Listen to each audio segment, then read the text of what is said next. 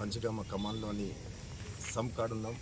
అంటే ఇక్కడికి వెళ్ళి నారాయణఖేడ్కి మొత్తం దాదాపు 14 వార్డు దాకా నారాయణఖేడ్ 15 వార్డు నుంచి 14 వార్డు దాకా నారాయణఖేడ్ ఈడికెళ్ళే నీళ్లు పోతాయి.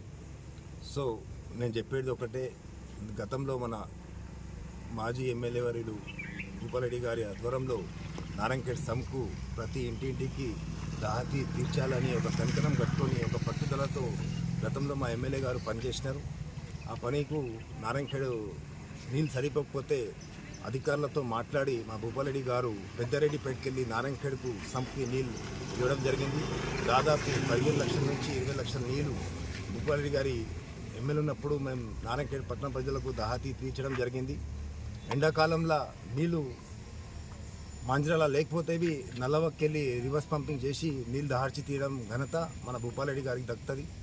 ఇప్పుడు ఏమవుతుందంటే నారాయణఖేడ్ పట్టణ ప్రజలకు ఎంత మంచి వర్షాలు పడుతున్నాయి, వానదేవుడు మంచి కరుణిస్తుంది, కానీ నారాయణఖేడ్ పట్టణ ప్రజలకేమో నీళ్ళు రాకొచ్చినాయి, తాగునీళ్ళు. ఎందుకంటే ఆ కారణం ఏమనంటే ఈ కాంగ్రెస్ ప్రభుత్వం చిత్తశుద్ధితో పనిచేయకుండా ఇక్కడ ఉన్న నాయకులకు పని చేయకుండా ఇక్కడ పని నడుస్తుంది. ఎందుకంటే గతంలో మనం చూసినాం, బోరంచెక్కెళ్ళి ఒకటి పెద్దరెడ్డిపేట్ సదాజ్పేట్ మన మంచిగా నీళ్ళు 2 దిక్కులకి వెళ్ళి మన నారాయణఖేడ్కు నీళ్ళు వస్తుండే. ఇప్పుడు ఏం చేస్తుందంటే ఈ కాంగ్రెస్ చిన్నప్పటి నుంచి పెద్దరెడ్డిపేటకెళ్ళి నీళ్లు రాకొచ్చినాయి. ఖాళీ 50,000 పాపులేషన్ ఉన్నది. అంటే నారాయణఖేడ్ టౌన్ వాళ్ళు కానీ పక్కోళ్ళు కానీ అందరూ ఇక్కడ సెటిల్ అయి ఉన్నారు. వాళ్ళకి అందరికీ దాదాపు పాపులేషన్ 40 నుంచి 50,000 పాపులేషన్ ఉన్నది. ఇక్కడ నీళ్ళేమో రాకొచ్చినాయి. నారాయణఖేడ్ పట్టణ ప్రజలు చాలా ఇబ్బంది పడుతున్నారు. ఇప్పుడు ప్రతి గడపలో ఇప్పుడు వర్షాకాలం నడుస్తుంది, నారాయణఖేడ్ గల్లీలో ఏమో ట్యాంకర్లు వస్తున్నాయి. సో ఈ చిత్తశుద్ధితో పనిచేయకుండా ఈ దారుణం, ఇది చాలా పెద్ద దారుణం. ఎందుకంటే పక్కకే మాంజరా వాటర్ ఉన్నది, ఇంత మంచి సౌకర్యం. అంటే భూపాలరెడ్డి గారు చేసిన ఒక చిన్న పిల్లలకు పలక మీద ఎట్లా రాసిస్తారు, నర్సరీ పిల్లలకు ABCD అట్లా ఒక క్రమశిక్షణగా ఒక మంచి పని చేసి పోయాడు. ఆ భూపాలరెడ్డి గారు చేసిన పనులకు వీళ్ళు దిత్తే వీళ్ళ మంచి పేరు వస్తుండే, కానీ అది దిద్దకుండా ఉల్టా మొత్తం ఖరాబ్ చేసి సర్వనాశనం అయిపోయింది. నారాయణఖేడ్ పట్టణ ప్రజలకు ఇబ్బంది చాలా అవుతుంది వాటర్ ప్రాబ్లం. మనం నారాయణఖేడ్లో చూసిన ప్రతి ఇంటింటి గడప గడపకు నీళ్ళు తీసుకుపోవాలనే కంకణం పట్టుకొని మన భూపాలరెడ్డి పనిచేస్తారు.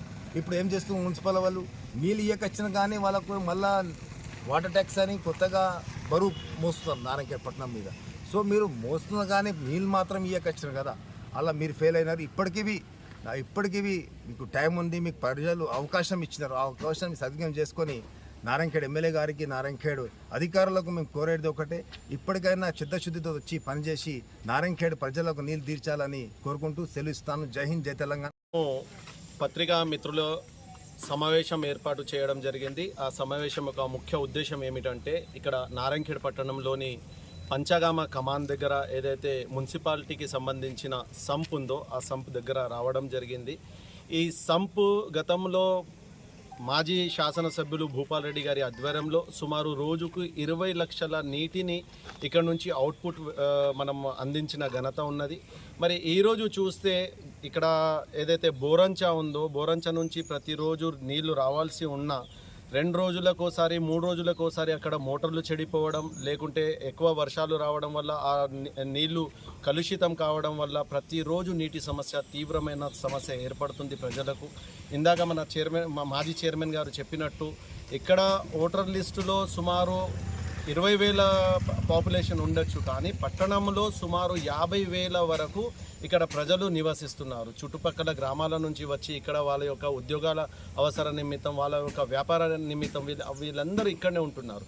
కాబట్టి వాళ్ళకు ప్రతిరోజు నీటి సౌకర్యం అవసరం ఉంది. కానీ ఈరోజు ఈ పురపాలక శాఖ అధికారులు కానీ, ఇక్కడ ఉన్న ప్రజాప్రతినిధులు కానీ ఎవరు గిట దీన్ని పట్టించుకోకపోవడం వలన చాలా తీవ్రమైన నీటి సమస్య ఏర్పాటు అవుతుంది. నేను ముఖ్యంగా చెప్పదలుచుకున్నాను ఏంటంటే, మేము గతంలో అంటే భూపాలరెడ్డి గారు ఎమ్మెల్యే కాకముందు నారాయణఖేడ్ పట్టణంలో ట్రాక్టర్లు తిరుగుతుండే, అది గిట ఎండాకాలంలో. కానీ ఈ వర్షాకాలంలో ఈ సమయంలో మంచినీటి గురించి ట్రాక్టర్లు తిరగడం చాలా సిగ్గుచేటు.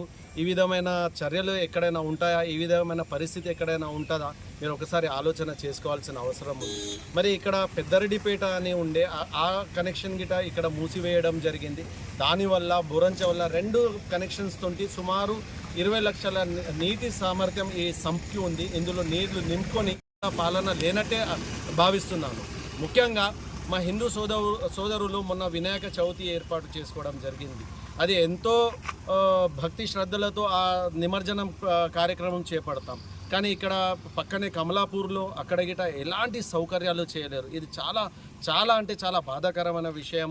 అసలు ఏం పని చేస్తుండ్రు ఈ మున్సిపల్ అధికారులు? ఎక్కడ సైడ్ డ్రైన్స్ అక్కడనే చెత్త చెదారంతో నిండిపోయినాయి, కల్వర్ట్లు కులగొట్టేస్తున్నారు. ఇక్కడ ప్రజలకు రహదారులు లేకుండా చాలా తీవ్రమైన పరిస్థితులు ఏర్పడ్డాయి. నేను ఇప్పుడు గిట చెప్తున్నాను, అధికారులు కానీ ప్రజాప్రతినిధులు కానీ మీరు అందరూ పనిచేసి ప్రజల యొక్క దాహార్తిని తీర్చండి, లేకుంటే రాబోయే రోజులలో దీనిపైన తీవ్రమైన చర్యలు చేపడతాం, తీవ్రంగా మేము దీనిపైన ఉద్యమం చేస్తామని హెచ్చరిస్తున్నాము.